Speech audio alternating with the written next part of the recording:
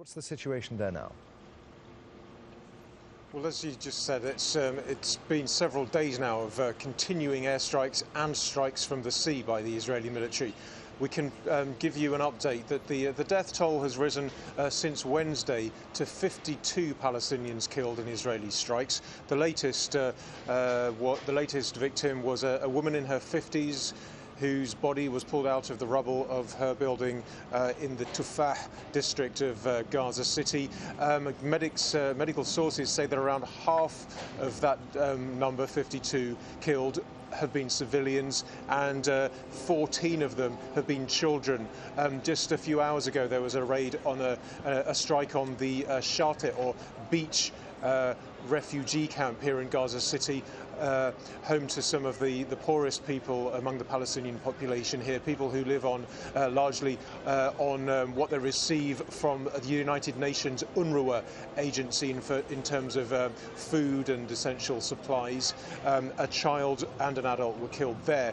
So obviously the bombardments are taking their toll physically on Gaza, both in terms of taking lives, in terms of destroying buildings, some of which are residential, which are near to or right by sites from which rockets have been launched, but others are in the same area as the buildings which Israel has identified as targets because they're linked to the Hamas government.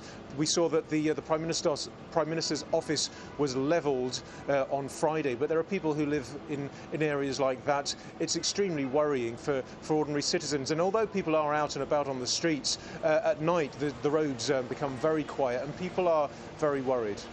Nadeem, the Israeli military has just released a statement about the strikes on those buildings housing journalists earlier today. It says, quote, the IDF, that's the Israeli army, calls on international journalists and correspondents who operate in the Gaza Strip carrying out their duties to stay clear of Hamas bases and facilities which serve them in their activity against the citizens of Israel. Nadeem, what are we to make of that? Well, Adrian, this comes in response to criticism of the Israeli military for hitting two buildings not very far from here, a few hundred meters away, overnight in airstrikes. Two buildings which house very well-known broadcasters. In the first airstrike, the building that was hit houses the Palestinian TV station Al-Quds, as we heard in Mariana's report, but also several other international broadcasters. And there, one Palestinian cameraman lost his leg. Several other journalists were wounded. And the second attack on another building, again, a building which houses international media as well as the Hamas-run television station Al-Aqsa. Now, obviously, Israel is saying that these were identified by what it calls precise intelligence, these sites. It's saying that it basically targeted two Hamas operational communication sites. Now, that's how it's labelling those premises, but as far as we know, that's the way that Israel is describing those broadcasters rather than anything else. It's saying that they were legitimate targets because they were linked to the Hamas government which runs the Gaza Strip, pure and simple. Now, of course, they knew as well that there were other broadcasters, other journalists there. And now they're coming under extreme criticism from people like the Foreign Press Association, based in Britain, for not being more cautious. In response, I think, this statement warning journalists to stay away from, quote, Hamas bases. That's going to be a very, very difficult thing for journalists carrying out their duties in the Gaza Strip, as the Israeli statement said. Because wherever you go, there will be sites which are, for example, ministries, which are hospitals linked to the Ministry of Health run by Hamas, and so on. If we want to interview people who've been injured in these airstrikes, we will go to those hospitals. And therefore, it's leading to rather, to some people questioning whether journalists will be able to carry out their duties, I think. Yeah, Nadeem, the IDF statement goes on to say that, that the Israeli military targeted aerials on the top of those buildings and not the buildings or the people inside them. But for the moment, many thanks. Rockets continue to be launched from Gaza, of course, towards targets in Israel. Earlier, Israel's Iron Dome missile defense system intercepted 2 rockets that were heading towards Tel Aviv. The air raid sirens sounded in Ashkelon. Residents there were seen running to the shelters. A residential building was hit. 2 people are said to have been injured there. Well, Israel's Prime Minister has told his cabinet that he's ready to step up the Gaza operation. The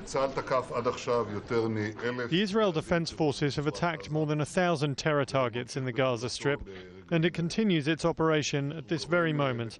It causes significant blows to the weapons aimed towards Israel, its operators, and the people who send them. We are exacting a heavy price from Hamas and the terrorist organizations, and the Israel Defense Force is prepared for a significant expansion of the operation. It was after those latest rockets fired from Gaza that the Israeli Prime Minister promised to significantly expand the operation in Gaza. Let's bring in now Al Jazeera's Nisreen El-Shamaila, who's in Jerusalem. Israelis coming to terms with a new reality then, that cities like Tel Aviv and Jerusalem are now within range of militants' rockets in Gaza.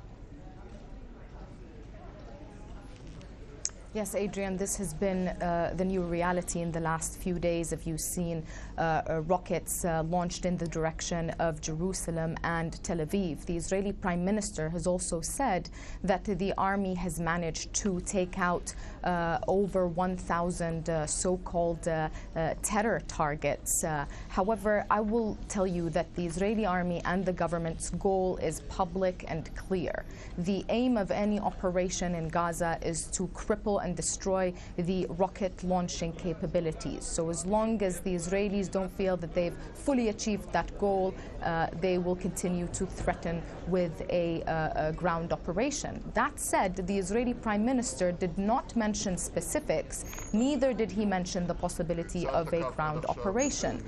However, we know from the Israeli army spokesperson that the army reassesses the situation on a daily basis, sometimes several times a day, due to the rockets that are launched into the direction of Israel, or even a lull in rocket launching, as we saw for 8 hours overnight. But the thing is, so long as there are rockets being launched in the direction of Israel, whether or not they are destroyed and intercepted by the Iron Dome missile system, this all increases the likelihood and the possibility of stronger action and even a ground operation in Gaza. Adrian. Is there a possibility that the Prime Minister's comments were meant for public consumption, while behind the scenes diplomacy may be edging towards some sort of ceasefire? The French Foreign Minister is there today with a flurry of meetings. We're hearing that the Mideast envoy Tony Blair is also on his way to Israel today.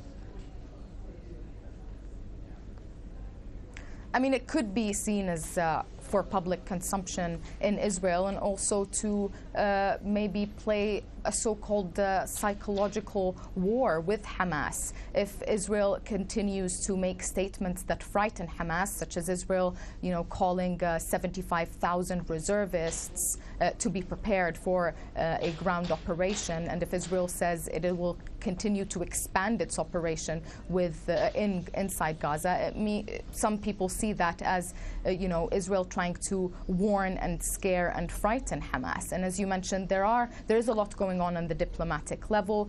We've got the Middle East envoy for the quartet, Tony Blair, meeting with the Israeli Prime Minister on Sunday, and as well the French Foreign Minister will be arriving from Paris. He will be meeting with officials in Tel Aviv and in Jerusalem, and with Benjamin Netanyahu.